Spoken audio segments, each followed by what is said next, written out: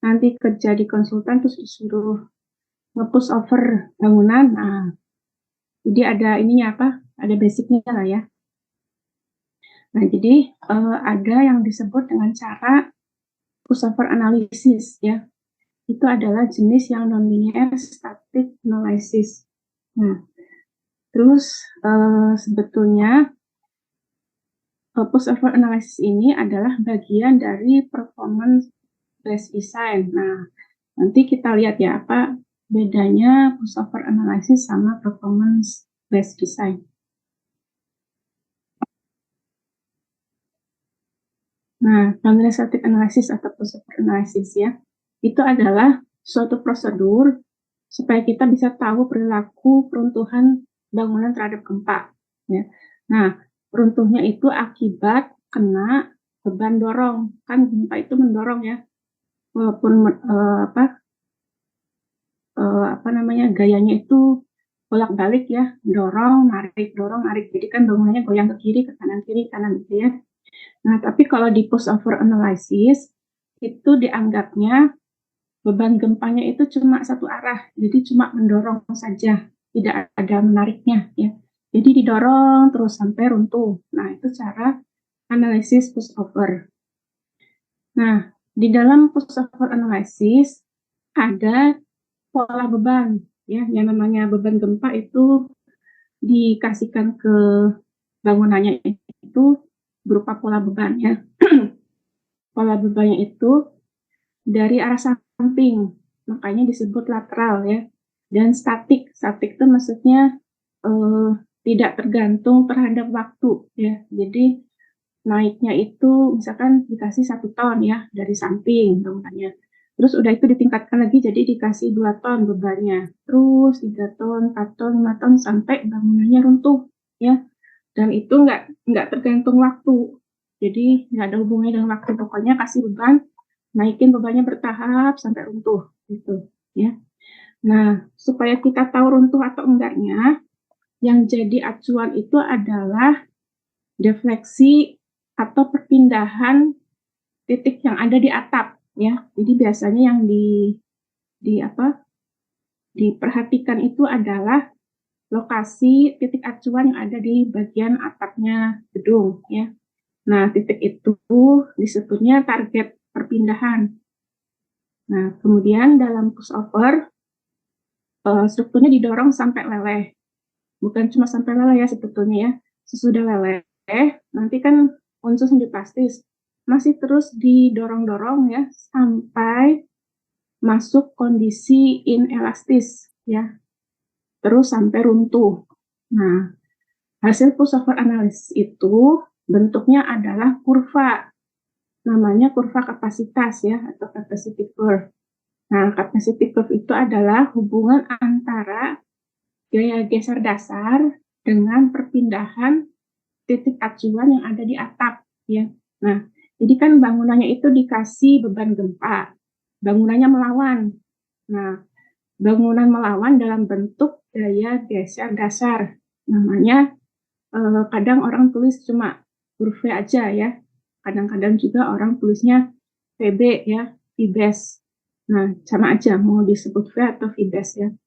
Nah, jadi kurvanya itu nanti bentuknya adalah hubungan antara gaya geser dasar dengan perpindahan di titik acuan yang ada di atapnya gedung. Nah, tujuannya ya, kenapa mesti menganalisis push over? Supaya bisa memperkirakan gaya dan deformasi maksimum yang terjadi sebelum strukturnya runtuh. Ya, namanya juga kan di analisis ya. Kita coba kasih gaya yang kecil dulu, misalkan 1 ton, terus 2 ton, 3 ton, dan terus sampai gedungnya runtuh ya. Nah, kemudian yang kedua, kita bisa memperoleh informasi lokasi sendi plastis yang kritis. Nah, nanti ada gambarnya ya, ada contohnya. Sendi plastis itu lokasinya adalah di ujung kiri dan ujung kanannya balok, atau di ujung bawah dan ujung atasnya kolom. Kalau di dinding geser, itu berarti di dasar dinding geser. Ini geser biasanya orang sebut shear wall ya, sama aja. Nah, kemudian hasil analisis pushover yang tadi kan berupa kurva hubungan antara gaya geser dan perpindahan, nanti dikembangkan lagi lebih lanjut jadi performance based design. Nah, penjelasannya nanti ada di halaman berikutnya ya. Hasil analisis pushover cukup akurat ya, asalkan bangunannya itu bentuknya beraturan ya, dan tidak terlalu tinggi. Jadi maksudnya 30 lantai masih oke ya, tapi kalau sampai tinggi sekali ya, misalkan 100-an lantai, nah itu biasanya nggak akurat lagi pakai pushover analysis ya. Nah, seperti yang tadi disebutin, hasil analisis pushover itu sebetulnya adalah suatu pendekatan. Karena sebetulnya gempa itu bersifat bolak-balik, siklik ya. Jadi bangunan didorong, ditarik, dorong, tarik gitu, sama gaya gempanya. Padahal kalau di analisis pushover, bebannya itu cuma satu arah, cuma didorong aja, nggak ada tariknya terhadap bangunan ya. Nah, karena cuma didorong, namanya adalah beban statik monotonik ya. Monotonik itu artinya cuma satu arah aja. Kalau siklik, dua arah, dorong, tarik, ya. Kalau monotonik cuma dorong ke bangunan. Nah, terus ini saya ambil dari peraturan FEMA nomor 356 ya. Di peraturan tersebut disebutkan ada dua macam pola beban yang diberikan ke bangunan ya, kalau mau pakai analisis pushover. Nah, pola ke-1 itu bentuknya distribusi vertikal berdasarkan peraturan berupa gaya lateral yang digunakan dalam linear static analysis. Kemudian suatu distribusi vertikal yang proporsional dengan bentuk mode fundamental pada arah yang sesuai dengan mode tersebut, bila sedikitnya 75% massa dapat diantisipasi pada mode tersebut. Nah, mengenai apa itu mode ya, mode 1, mode 2 mestinya udah diajarkan oleh Ibu Rasidawani ya di bagian dinamika struktur. Nah, kemudian distribusi vertikal yang proporsional dengan distribusi geser tingkat dihitung dengan menggabungkan respon modal. Nah, kemudian yang pola kedua ya, distribusi seragam beban lateral di setiap tingkat yang proporsional dengan massa tingkat terkait, dan distribusi beban adaptif yang berubah jika struktur bergerak. Nah, kenyataannya kalau kita pakai software ya, bisa pakai SAP ataupun ETABS, itu kita nggak usah susah-susah menggambarkan bentuk distribusi bebannya. Nanti program sendiri yang melakukannya ya. Nah, ini kalau digambar, ada yang bentuknya triangular ya, seperti segitiga. Bebannya itu yang paling dasar, paling kecil ya. Yang di dasar 0, terus tingkat atasnya ada tapi kecil, terus makin besar. Nah, terus kalau yang ini bentuknya membesar juga ke arah atas tapi berupa lengkungan ya, kalau ditarik garis. Nah, kalau yang ini sama besarnya ya. Itu adalah beberapa jenis pola beban lateral. Nah, apa yang terjadi kalau bangunan didorong dari kiri, misalkannya gempanya dari kiri, kan bangunannya itu akan bergeser ya. Lokasi atap yang asalnya ada di sini, nanti bergeser ke sini. Nah, itu namanya adalah roof drift, jadi simpangan atap ya istilahnya. Kemudian ada muncul sendi plastis. Nah, sendi plastis itu maksudnya adalah di lokasi sendi plastis, baja tulangannya itu sudah leleh. Ya. Kenapa leleh? Ya karena mendapatkan beban tarik yang akibat gempa tadi ya. Kena beban tarik akibat gempa, terus bajanya itu kan mulur ya, memanjang karena harus menahan beban gempa tersebut, sampai akhirnya tegangan yang terjadi pada baja itu mencapai tegangan leleh. Nah, kalau sudah masuk tegangan leleh, maka lokasi di mana bajanya leleh itu jadilah sendi plastis ya. Nah, di gambar ini sendi plastis semuanya digambar ya. Jadi ini adalah lokasi di mana berpotensi terjadi sendi plastis. Nah, tapi di gambar ini itu ya, saya perhatiin, yang di kolom itu sendi plastisnya cuma digambar di bawah. Sebetulnya ada juga potensi di sisi atas, di ujung atas kolom juga berpotensi jadi sendi plastis ya. Tapi di gambar ini yang digambarkan hanya sendi plastis pada semua balok dan di kolom paling bawah, cuma itu. Tapi sebetulnya sendi plastis itu bisa terjadi juga di ujung atas kolom ya, cuma nggak digambar di sini, di sini, di sini, di sini ya, di ujung bawahnya kolom lantai kesekian juga bisa ya. Pokoknya ujung atas dan bawah semua kolom dan ujung kiri kanan semua balok itu bisa berpotensi terjadi sendi plastis, di mana baja tulangannya tegangannya mencapai tegangan meleleh atau lebih dari tegangan meleleh akibat kena beban gempa. Nah, terus ada istilah roof drift ratio ya. Itu adalah roof driftnya dibagi dengan tinggi total bangunan waktu masih belum kena beban gempa ya, masih tegak bangunannya. Nah, ini adalah kurva yang tadi disebut-sebut ya, kurva kapasitas, yaitu hubungan antara daya geser dasar sumbu Y-nya dengan perpindahan titik acuan yang ada di atap gedung ya. Jadi bentuknya seperti ini. Dari 0,0 tuh naik ya, terus sampai ke puncak, terus turun ya. Kan bangunannya rusak, jadi turun, terus sampai putus kurvanya. Nah, kita lihat di sini ya.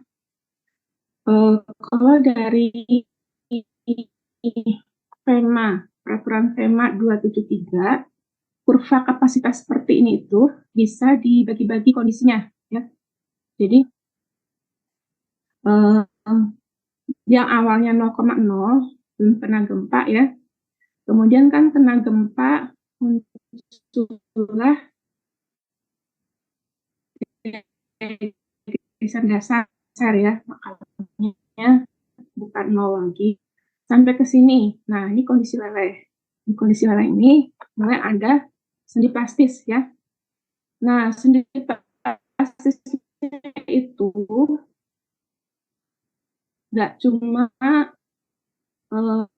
sekian jumlahnya, tapi sendi plastis jumlahnya juga bertambah. Nah, karena semakin bertambah, maka mulai masuk kondisi namanya IO. Nah, IO itu adalah kepanjangan immediate occupancy ya. Jadi mulai ada kerusakan tapi masih relatif terbatas. Lalu sebagian besar struktur itu masih bisa mempertahankan kekakuannya dan kekuatan awalnya ya. Jadi masih aman lah di sini ya di IO ini. Nah, terus beban gempa makin besar, terus naik ya sampai kondisi namanya LS. Nah, LS itu adalah kependekan life safety ya. Nah, di sini keselamatan penghuni masih terjamin. Jadi memang rusaknya makin parah ya, tapi walaupun ada rusak substansial ya yang penting, yang bahaya juga pada struktur, tapi sebagian bangunan itu masih cukup kuat. Jadi memang ada kehilangan kekakuan awal ya, sebagian besar kekakuan awal pada bangunan, dan juga ada deformasi lateral tambahan ya, tapi penghuninya itu masih aman karena bangunannya kan belum runtuh ya. Nah, kemudian terus sampai masuk ke posisi CP ya, atau collapse prevention. Nah, di sini bangunannya sudah sangat rusak ya, kerusakan ekstrim. Kemudian deformasi lateral, yaitu perpindahan titik di atap bangunan ya ke arah samping. Samping itu maksudnya lateral. Itu sudah sangat besar ya, makanya disebut deformasi lateral signifikan. Nah, strukturnya sudah nggak stabil, dan kalau kayak gini sudah nggak aman untuk penghuninya ya. Nah, kalau terus nanti ya bangunannya sudah runtuh ya, makanya kurvanya turun. Jadi sudah nggak punya kemampuan untuk nahan beban gempa lagi, makanya kurvanya turun, terus sampai kurvanya putus. Nah, ini udah nggak ada apa-apanya lagi ya di sini. Nah, di sini di bawah ada perkiraan ya, persen biaya perbaikan, walaupun ini kan cuma perkiraan saja ya. Relatif juga apa material bangunan tersebut bisa mahal bisa enggak ya. Nah, kemudian ini juga perkiraan waktu perbaikan. Nah, ini juga relatif ya, enggak selalu mengikuti angka-angka ini. Nah, ini masih kurva yang sama ya, kurva kapasitas, tapi saya ambil dari peraturan lain. Namanya peraturan ATC nomor 40 ya. Mirip-mirip juga prinsipnya ya. Jadi dari titik 0,0 kurvanya naik terus ya, terus masuk kondisi immediate occupancy ya. Sama kan namanya ya. Nah, terus kurva masih naik terus ya sampai kondisi life safety. Nah, namanya masih sama juga ya dengan peraturan PEMA 273. Nah, terus masuk kondisi structural stability level. Nah, namanya agak beda di sini, tapi prinsipnya sama ya. Di mana kemampuan bangunan awalnya 0,0 naik terus ya sampai kemampuan maksimumnya terus turun ya. Nah, di sini ada kepanjangan ya, singkatan-singkatannya. Kalau di peraturan ATC 40 itu agak lebih detail ya daripada peraturan PEMA 273 karena di sini dibuatkan tabel ya. Di sini yang pojok kiri ada tulisan non-structural performance level. Jadi ini untuk bangunan yang bukan struktural ya. Terus yang sebelah sini ada tulisan structural performance level. Jadi bisa ada perbandingan antara level kinerja struktural ya. Struktural itu maksudnya balok, kolom, shear wall ya. Kalau mau struktural contohnya pasangan dinding bata ya, ataupun partisi antar ruangan yang pakai material lain. Itu contohnya. Nah, jadi di sini ada hubungan antara yang bagian non struktural dengan struktural ya. Nah, di sini ada keterangannya yang lebih detail ya. Nah, ini kondisi bangunan ya sebagai visualisasi ya, sebagai gambaran untuk kita yang disebut masih oke, operasional ya, belum kena gempa itu seperti ini ya, belum ada apa-apa. Terus waktu kondisi immediate occupancy itu mulai ada yang bergeser ya, tapi nggak rusak. Nah, kemudian life safety itu mulai ada retak-retak di dinding ya, retak arahnya diagonal. Jadi retak diagonal itu ciri khas retak akibat beban dari samping, yaitu beban akibat gempa ya. Kemudian collapse prevention, nah ini menjelang runtuh ya, retaknya sudah parah ya. Nah, di peraturan PEMA 356 ada gambar kurva kapasitas juga, tapi bentuknya beda lagi ya. Jadi cuma garis-garis gini ya, dari 0,0 ke titik B, yaitu titik leleh, terus masuk kondisi immediate occupancy, life safety, collapse prevention, sampai ke puncak yang dinamai titik D, terus runtuh ya ke titik D, terus masih ada kemampuan sedikit sampai titik E, terus jatuh ya. Nah, gambar ini itu yang dipakai dalam software SAP ya dan ETAPS. Jadi kenapa software pakainya gambar yang ini, bukan gambar yang melengkung seperti ini ya? Karena yang namanya software itu kerjanya lebih mudah kalau garisnya itu linear seperti ini ya. Ini kan 1, 2, 3, 4, 5. Nah, jadi 5 garis linear digabung jadi kurva ya. Nah, software itu lebih mudah kerjanya kalau garisnya sederhana seperti ini ya. Walaupun kenyataannya kurvanya itu sebetulnya melengkung ya. Nah, ini ada batas deformasi sesuai level kinerja struktur ya. Jadi ini level kinerjanya ya, performance level. Oh, yang ini adalah batas simpangan antar lantai Ya. Jadi batas simpangan antar lantai ada dua macam ya. Ada yang simpangan total, ada yang simpangan kondisi inelastis, yaitu yang kondisinya sesudah leleh ya. Nah, di sini batasnya itu ada batas untuk kondisi immediate occupancy, image control, life safety, dan structural stability ya. Nah, jadi kalau kita hitung deformasi atap maksimum ya, ini simpangan atap maksimum, dibagi tinggi total bangunan, kita dapatkan angkanya 0,01, itu berarti immediate occupancy ya. Tapi kalau antara 0,01 sampai 0,02 itu namanya damage control. Kalau 0,02 itu namanya life safety ya. Bagian apa? Performance levelnya ya. Nah, kalau kita hitung X maksimum dibagi H 0,02 ya, berarti kan masuk life safety. Nah, berarti masih di sini ya, masih aman lah life safety ya. Karena di keterangan yang disebut life safety itu adalah penghuninya masih terjamin keselamatannya ya, walaupun bangunannya sudah rusak secara struktural. Nah, jadi kalau kita ngitung pakai tabel ini, kita tahu bangunannya masih aman atau enggak gitu ya.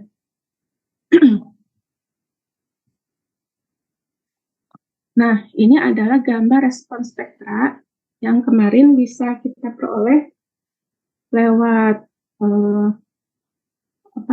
lewat website ya, lewat websitenya Kementerian PUPR, atau juga bisa kita peroleh menggunakan software yang diinstal ke laptop atau desktop masing-masing ya. Nah, ini gambar respons spektranya betulnya panjang ya. Nah, seharusnya ekornya panjang di sini, cuma nggak digambar. Nah, di sini yang mau saya beritahukan adalah bahwa dulunya ya ada cara yang namanya traditional code basis ya. Jadi ini kan gaya gempa yang aslinya ya, yang didapat dari website atau software. Nah, kemudian gaya gempanya itu dikurangi atau direduksi ya, supaya nggak kebesaran. Kenapa supaya nggak kebesaran?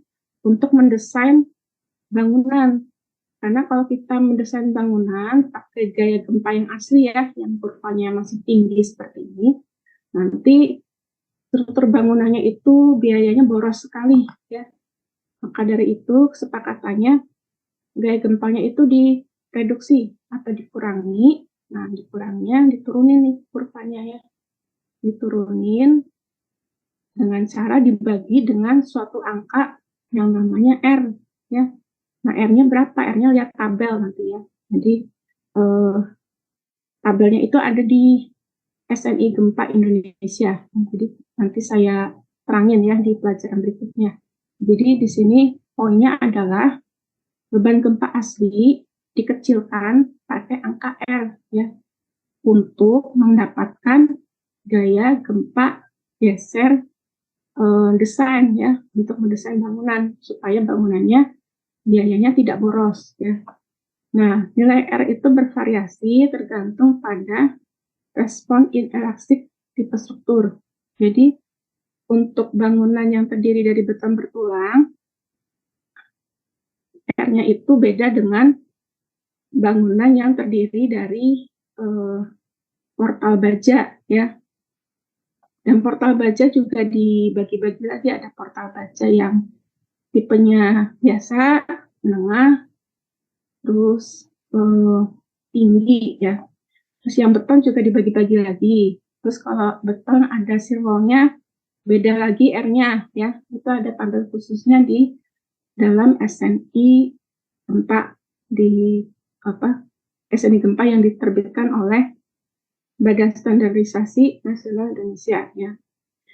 Nah, terus reduksi tergantung pada daktilitas yang diharapkan. Nah, daktilitas itu adalah perbandingan antara deformasi maksimum struktur ya dibagi deformasi pada saat strukturnya leleh. Nah, jadi semakin besar ductilitas itu makin bagus ya, berarti makin mampu untuk menahan beban gempa. Nah, sekarang yang digunakan namanya performance based design ya. Masih mirip juga sebetulnya prinsipnya ya. Jadi pertama, kurva respons spektra yang asli, yang asalnya dari website ataupun software yang diinstal ke laptop itu diturunkan kurvanya pakai suatu nilai R juga ya, pakai nilai R, makanya kurvanya jadi di sini posisinya. Nah, kemudian kita kan punya kurva kapasitas ya. Kurva kapasitas itu yang tadi, yang ini ya. Nah, kurva kapasitas yang ini, yang hasil analisis pushover ya. Kurva hasil analisis pushover itu bisa dibuat memakai software, bisa pakai SAP, bisa pakai ETABS ya. Nah, kurva ini kan asalnya sumbu Y-nya adalah geser ya, atau V. Kemudian sumbu X-nya adalah displacement ya. Nah, kurvanya itu nanti diubah jadi yang semula sumbu Y-nya adalah geser ya, diubah jadi percepatan tanah ya dalam satuan gravitasi. Sedangkan yang sumbu X-nya diubah jadi deformasi ya, tapi deformasinya itu namanya adalah di sini lambangnya SD ya. Nah, jadi kurva SA yaitu percepatan tanah dibandingkan dengan kurva SD. Nah, mengubah kurva kapasitas menjadi kurva SA SD ini ada caranya ya. Nanti saya kasih tahu persamaannya, tapi walaupun demikian yang mengerjakannya itu adalah program ya. Kalau anak-anak mahasiswa yang sudah lulus ya, yang tema tugas akhirnya tentang analisis software, ya mereka tulis juga persamaan-persamaan yang digunakan di dalam laporan TA-nya, tapi yang menghitungnya adalah software SAP ya. Nah, di dalam performance based design ya, yang pertama kan membuat capacity curve, itu hasil analisis pushover ya. Ini juga dikeluarkan oleh software SAP ya. Nah, caranya berikan beban gempa lateral ke struktur bangunan sampai target perpindahan yang ada di atap bangunan itu ya, sampai targetnya itu tercapai. Jadi kita itu input di software SAP atau ETABS itu kita misalkan ya ingin bangunannya berdeformasi sampai 200 mm atau 20 cm ya, di input ke dalam software tersebut ya. Nanti software SAP-nya itu nanti ngasih beban sampai bangunan runtuh ya. Nah, ada dua kemungkinan, bisa jadi deformasi target yang 20 cm itu tercapai, bisa juga enggak karena bangunannya sudah runtuh duluan ya. Tapi yang jelas tercapai atau enggaknya target tersebut, software SAP itu tetap akan menghasilkan kurva kapasitas ya. Nanti kurvanya tetap keluar walaupun targetnya nggak tercapai misalkan. Nah, kemudian kurva kapasitas yang hasil analisis pushover itu kan merupakan hubungan antara gaya geser versus deformasi yang di atap ya. Itu diubah jadi capacity spectrum menggunakan cara acceleration displacement response spectra atau ADRS method ya. Nah, kemudian respons spektrum yang didapatkan dari website itu diubah jadi dimensi spektrum. Formatnya juga ADRS ya. Nah, dengan cara iterasi diperolehlah performance point. Maksudnya gimana? Nah, ini bisa saya jelasin ya. Nah, yang pertama, kan kita mau mengubah capacity curve yang hasil analisis pushover jadi capacity spectrum. Nah, gunakanlah 4 persamaan ini. Nah, inilah yang saya waktu awal-awal tengah semester ya, waktu tengah semester kan saya diminta belajar gempa. Nah, saya kalau belum belajar di instruk jangan belajar gempa. Inilah maksudnya ya. Jadi di dalam pelajaran gempa, kalau belum paham di instruk nanti bingung ini apa nih TI gitu ya. MPF itu apa gitu ya. Karena nanti nyambung ke sini.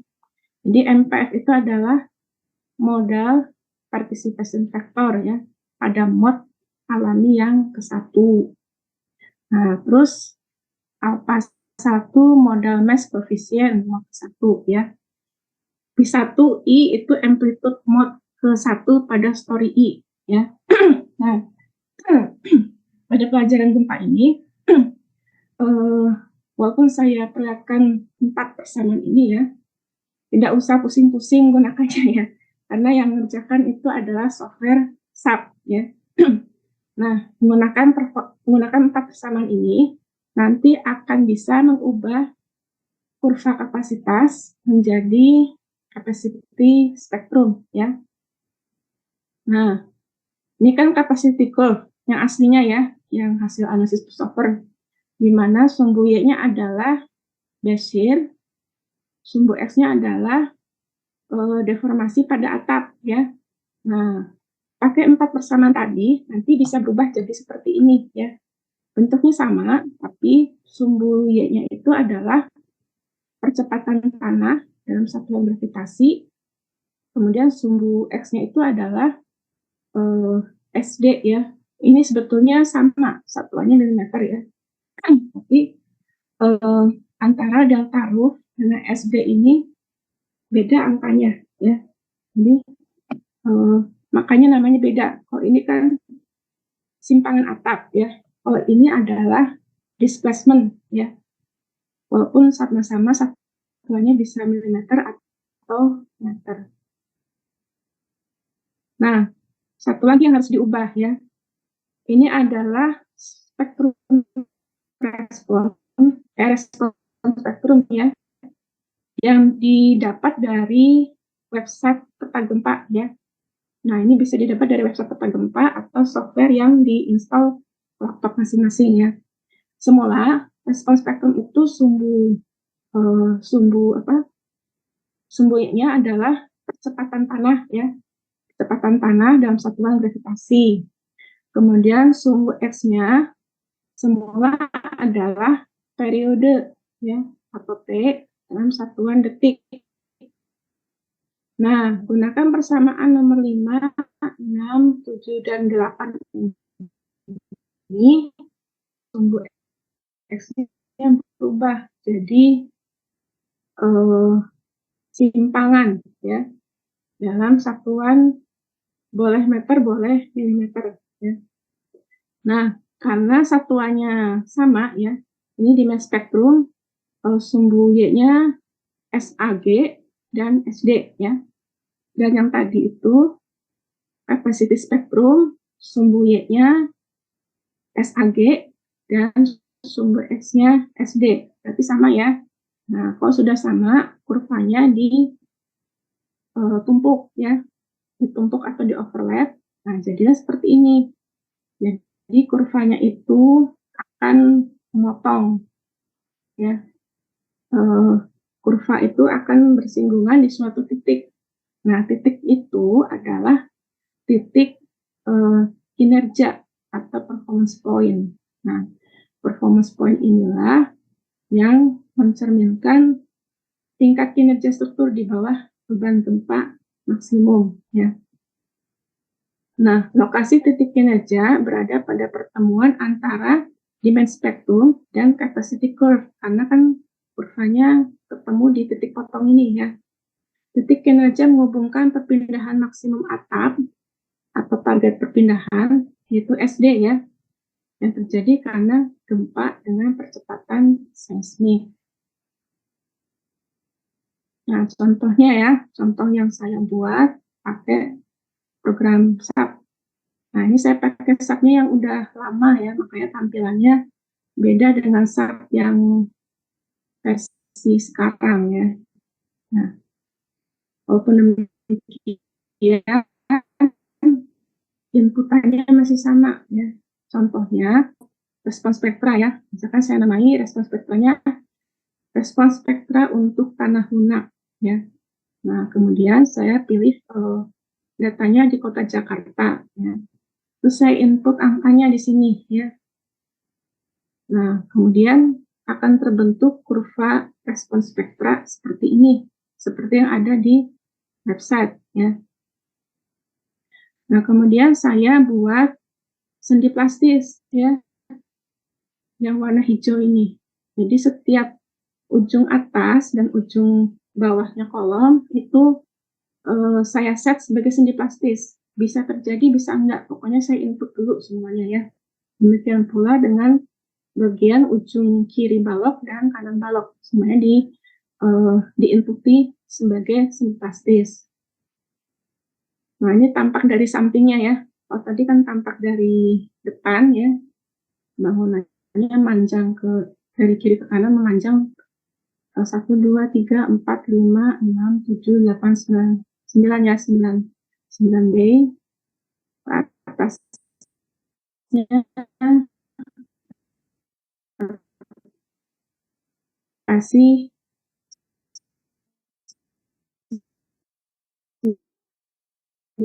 pasti.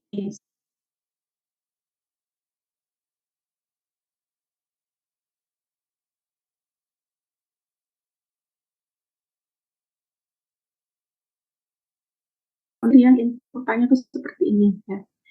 Nah, kemudian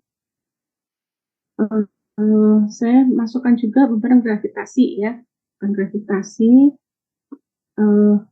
gravitasi itu dijadikan beban awal untuk melakukan analisis pushover. Makanya di sini saya masukkan beban gravitasi. Kemudian saya klik yang zero initial stiffness ya, start dari kondisi unstressed. Nah, kemudian input beban gravitasi ya, itu saya ikuti dari ATC 40, dead load-nya 1, left load-nya 0,25 ya. Terus saya input nomor titik acuan, nomornya 57. Nah, tahunya dari mana ya? Dari tampilan SAP ya. Nah, di tampilan SAP kita bisa munculkan nomor titiknya. Nomor titik yang mau saya tinjau itu yang pojok sini. Nah, di pojok sini ternyata SAP memberikan nomornya adalah titik nomor 57. Makanya saya tadi input nomor 57 sebagai titik acuan ya untuk diplot kurvanya ya. Jadi titik nomor 57 ini adalah titik acuan yang dimonitor perpindahannya sampai mencapai target perpindahan. Nah, kemudian yang ini push X ya, beban push over arah sumbu X bangunan. Nah, di sini saya kliknya bukan zero lagi, tapi continue from step at end of nonlinear case ya. Di sini inputnya adalah beban arah UX ya, karena sumbu X. Kemudian skala faktornya -1. Kalau di input +1 nanti kurvanya kebalik, makanya dikasih tanda minus di sini ya. Kemudian saya inputkan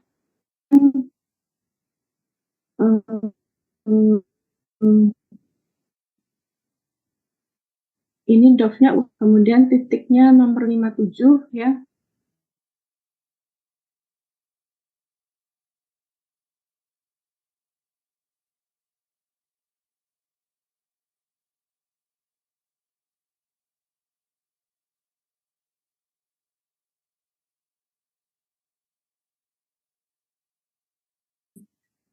Pushover analisnya ke arah sumbu yang bangunan. Terus ini UY ya, karena mau pakai U2 ya. Kalau UX ininya U1, U2 ya. Titiknya sama yang nomor 57 tadi. Nah, terus saya minta SAP perlihatkan kondisi pushover waktu step pertama Nah, step pertama itu aja sudah ada di sini ya. Di sini tapi nggak terlalu jelas karena tertutup. Kondisinya ini kan awal ya, awal si life safety, cost prevention, collapse, terus titik D, titik E. Nah, di sini ada yang warna ungu ya, berarti itu masuk kondisi immediate. Saat pergerakan kondisi step 2 push over, kemudian masuk step kelima. Nah, di step kelima ini biru ya, yang warna biru itu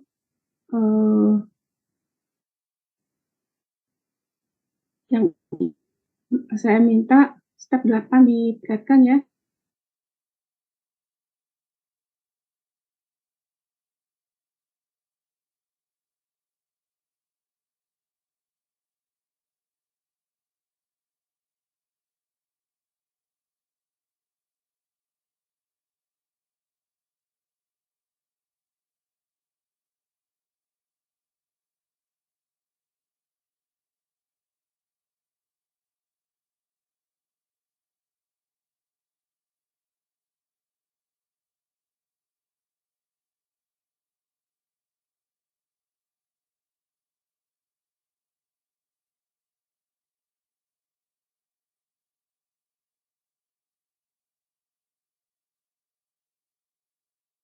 Ya maaf ya tadi saya keluar Zoom, hilang sinyal.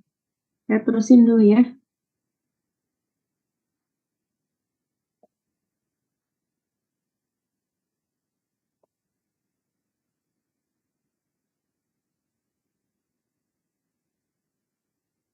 Nah, tadi step 5, step 8 makin rusak ya bangunannya. Nah, udah itu saya minta subnya itu saya minta untuk memperlihatkan kurva kapasitas. Nah, seperti ini ya. Jadi kurva kapasitasnya melengkung seperti ini ya. Ini yang arah gempa arah sumbu X ya. Yang ini gempa arah sumbu Y. Nah, di sini sumbu Y-nya itu adalah gaya geser dasar ya. Kalau yang ini adalah simpangan di atap. Nah, kemudian ini kan analisis pushover ya. Kalau kita bilang analisis pushover itu berhentinya di sini, cuma sampai mengeluarkan kurva kapasitas hubungan antara gaya geser dan deformasi. Nah, kalau performance based design itu kurva kapasitasnya di overlap dengan kurva respons spektra ya. Nah, itu satu step lagi kalau performance based. Tinggal dipilih aja di sini ya, diklik di atasnya itu ada yang namanya ATC 40 capacity spectrum. Nah, langsung dihitung oleh SAP-nya ya. Nanti si kurva kapasitas itu langsung berubah yang semula sumbu Y-nya geser dasar dan sumbu X-nya deformasi atap. Nanti langsung diubah oleh SAP jadi sumbu SA, sumbu Y-nya SA ya, percepatan tanah. Sumbu X-nya jadi SD ya, pakai 4 persamaan yang tadi diperlihatkan. Dalam 1 detik udah langsung jadi ya. Jadi kurva kapasitasnya itu yang warna hijau, kurva respons spektranya di sini tampilannya terpotong ya, yang warna merah sebetulnya. Nah, ini kurva respons spektranya. Karena respons spektra itu sebetulnya kurvanya kan panjang sekali. Nah, tapi oleh tampilan SAP biasanya di zoomnya cuma bagian yang penting aja ya, di mana ada perpotongan antara kurva kapasitas yang warna hijau dengan kurva respons spektra. Nah, kemudian titik potongnya ini itu yang disebut titik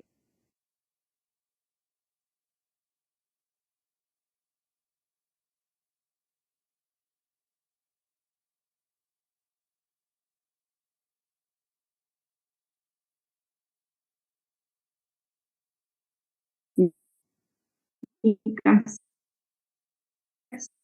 arah X sumbu bangunan ya. Kemudian ini kalau dikasih beban gempa push over arah Y sumbu bangunan.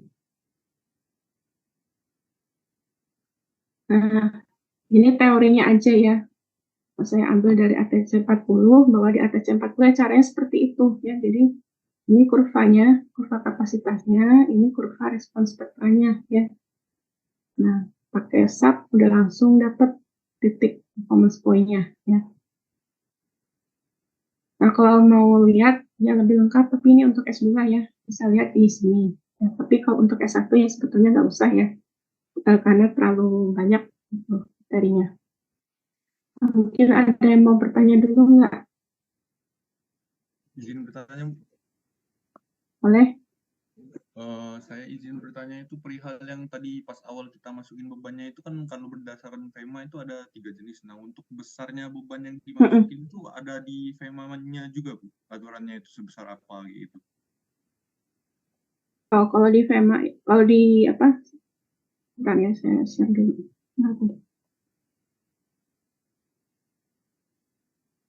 Nah, ini teorinya aja ya.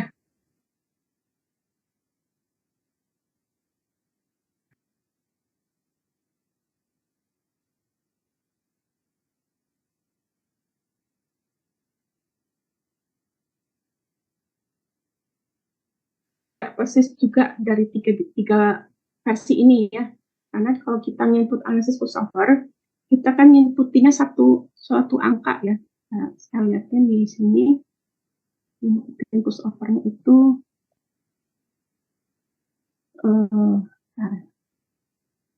deadlock ya. Nah, kelihatan nggak? Sorry, benar.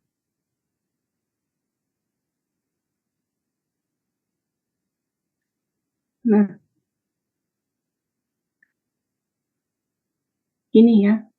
Nah, inputan di software ya, itu nggak ngikuti satupun dari 3 gambar yang tadi itu.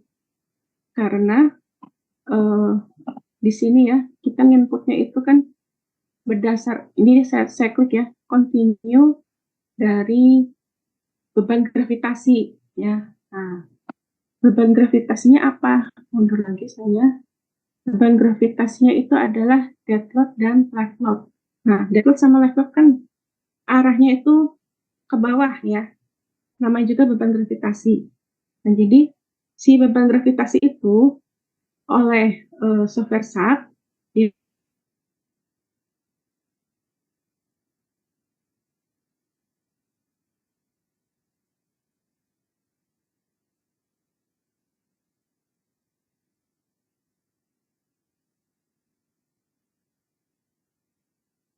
produsen software SAP ya, emang caranya itu asal maunya beban gravitasi terus dijadiin beban pushover ya. Makanya itu beban pushover yang ada di software SAP itu bentuknya nggak satu pun ngikuti 3 buah gambar ini ya. Walaupun secara teori bisa triangular, bisa seperti IS, bisa uniform ya. Tapi nggak satu pun dipakai. Tapi jadi yang jelas itu berupa beban yang diberikan secara lateral dari beban gravitasi yang ada ya, dari deadlock dan left load yang sudah diinputkan sebelumnya ke dalam software SAP ini. Nah, udah jelas belum? Jadi itu sebenarnya kalau untuk beban-bebannya itu sudah ada di SAP kayak gitu, tinggal diatur sedikit lagi kayak gitu. Iya, tapi yang ngaturnya sebetulnya si SAP itu sendiri sih. Jadi kita kan cuma input deadlock left load ya. Tapi beban lateralnya itu awalnya berapa ya, itu tuh nggak bisa nginputkan. Maka saya pinginnya awalnya saya kasih 1 ton dari samping gitu ya, nggak bisa gitu, karena udah otomatis diatur oleh SAP-nya gitu. Oke. Izin nanya lagi, Bu. Boleh. Perihal untuk yang struktur yang dimasukin ke pushover analisis itu kita bikin strukturnya itu yang kita perluin data-datanya itu yang pasti bentuk strukturnya kayak gitu, Bu. Sama mungkin define materialnya mulai dari ukuran balok atau kolomnya kayak gitu ya Bu, kalau yang dibutuhin. Oh iya, yang namanya membuat model bangunan sudah pasti kita perlu ukuran dimensi penampang balok, kolom, panjang balok, kolom ya. Terus kuat tekan beton, kuat oleh baja berapa. Terus tadi saya sebutin saya pakai program namanya Respon 2000 ya. Itu saya download dari Universitas Toronto. Itu di dalam software Respon 2000 itu nanti kita disuruh bikin penampang balok ya, terus inputin berapa tulangannya, tulangan atas berapa, tulangan bawah berapa, kuat tekan beton berapa, kuat tali baja berapa, nanti si program tuh ngitung mau melelehnya berapa, terus kelengkungannya berapa. Nah, outputnya software Respon 2000 itu kita jadikan input ke software SAP, itu caranya. Jadi memang banyak data yang diperlukan kalau mau memodelkan pushover ya. Tapi datanya ini kok data standar lah ya, nggak akan aneh-aneh. Oke, baik. Sama satu lagi Bu, sama untuk analisis struktur ini sebenarnya kita lakuinnya itu sebelum bangunnya dibangun, maksud saya itu ketika tahap pendesainan atau untuk mengecek bangunan yang sudah berdiri kayak gitu. Bisa dua-duanya. Jadi ya amannya kita nge-push over kan sebelum bangunan berdiri ya, itu amannya. Tapi untuk bangunan-bangunan lama yang zamannya analisis push over itu belum dipelajari di sini ya, belum dipelajari di Indonesia, tapi bangunan lama itu mau dicek gitu ya, jadi push over juga bisa gitu. Oh, asalkan datanya ada gitu. Asalkan datanya ada. Oke, baik. Terima kasih. Iya. Ya, banyak sih gedung-gedung lama dicek lagi itu banyak. Nggak aneh lagi. Nah, mungkin ada yang mau bertanya lagi nggak?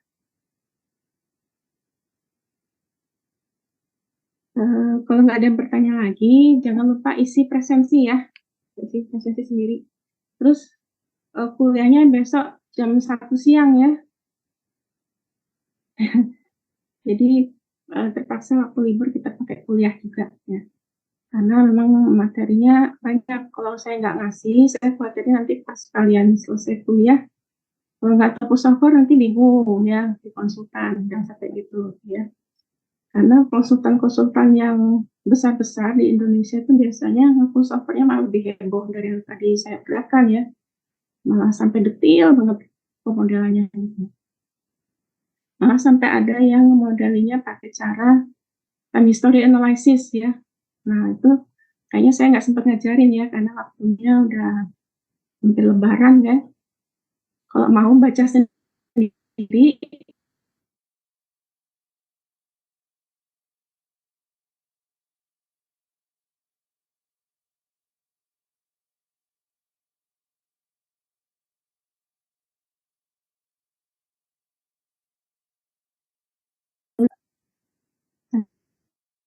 ya di sini di pojok kiri bawah itu ada tulisan available on http://bit.ly distrik gempa ya. Nah di link ini itu materinya lebih lengkap lagi ya. Jadi kalau mau tahu yang cara time history analysis itu ada di sini ya. Tapi saya nggak sempat ngajarin di semester ini. Nah, oke, kalau nggak ada yang bertanya lagi, coba nyalain kamera, mau saya screenshot ya.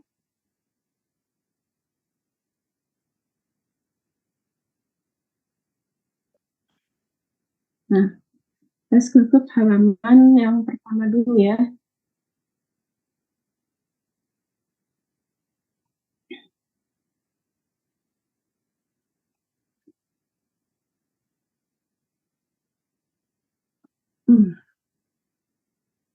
Oke, pertama,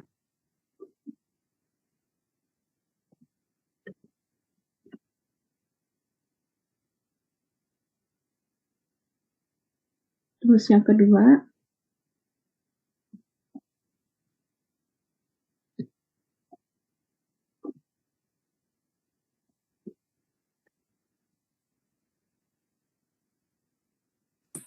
terus yang tiga ya.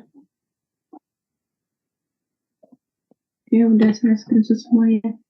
Nah, jadi nanti kalian pelajari aja ya, tapi nanti saya ngasih ujiannya kan bulan Mei ya, saya tidak akan memberikan soal tentang pushover ya, karena itu nggak mungkin untuk ujian ya, itu untuk TA lah kayak gitu ya. Tapi kalau nggak saya ajarkan nanti bingung ya, karena orang-orang di konsultan udah pada pakai itu, pakai pushover, pakai time series analysis ya.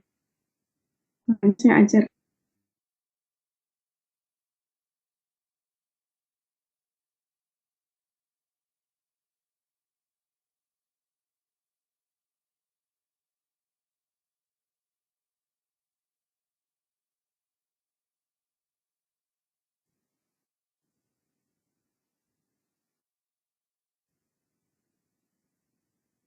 Oke, kalau udah saya tutup ya.